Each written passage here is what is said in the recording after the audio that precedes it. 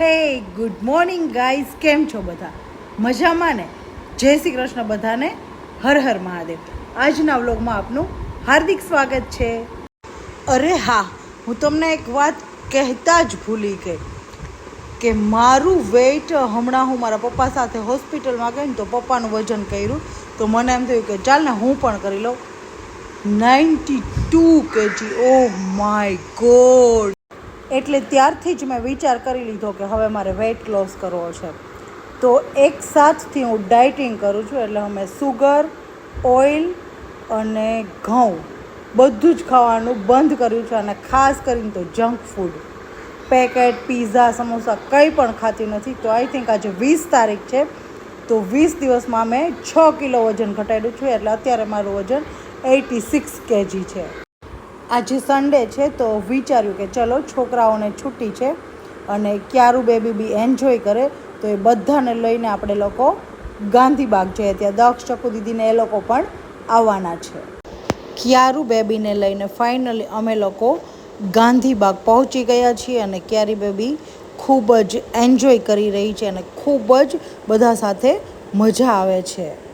ક્યારાને નવું નવું જોવું ખૂબ જ પસંદ છે અને એમાંય ત્યાં હિંચકા જોઈને તો એ ગાંડી ખેલી થઈ જાય. જુઓ કેટલી ખુશ થાય છે ને.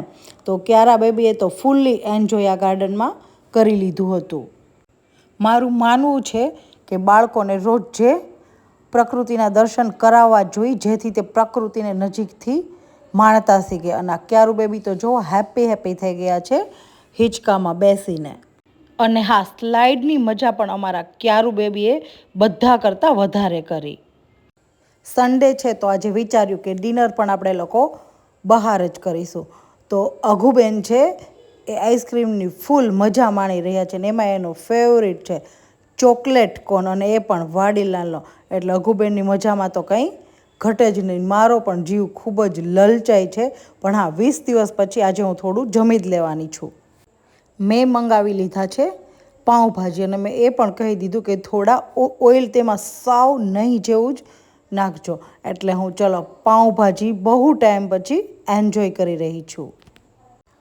ભાભીએ જીની રોલ મંગાવ્યા હતા. જુઓ ચીઝથી એકદમ ભરપૂર. મેં આમ હાથમાં લઈ જોઈ, સૂંઘી અને ફરીથી મૂકી દીધા. પિઝા મારા ફેવરિટ છે એટલે છોકરાઓએ કહ્યું ફિયાબા ખાલી એક પીસ ખા. એટલે ચલો નાનું એવું પીસ લઈ અને પિઝા ખાઈ જ લીધા. ક્યારું બેબીએ ફરીથી એક આઈસ્ક્રીમ ઉપર ઝપટ મારી છે, બાકી કંઈ ના ઘટે. છોકરાઓએ ખૂબ જ એન્જોય કર્યું, અમે પણ કર્યું. અને 20 દિવસ પછી મેં પાઉંભાજી ખાધા, થોડું સારું પણ લાગ્યું. બટ આજે મારે બહુ બધું વોકિંગ કરવું પડશે, એક્સરસાઇઝ વધારવી પડશે. તો ફાઇનલી હવે હું વોકિંગ કરવા માટે જાઉં છું. વોકિંગ અને એક્સરસાઇઝ કરીને હું ઘરે આવી ગઈ છું અને હવે ફાઇનલી સુવાનો ટાઈમ થઈ ગયો છે. તો બધાને good night, sweet dream, take care and જય શ્રી કૃષ્ણ. અને આવા જ મારા નવા વ્લોગ જોવા માટે મારી ચેનલને લાઇક કરો, શેર કરો એન્ડ સબસ્ક્રાઈબ કરો.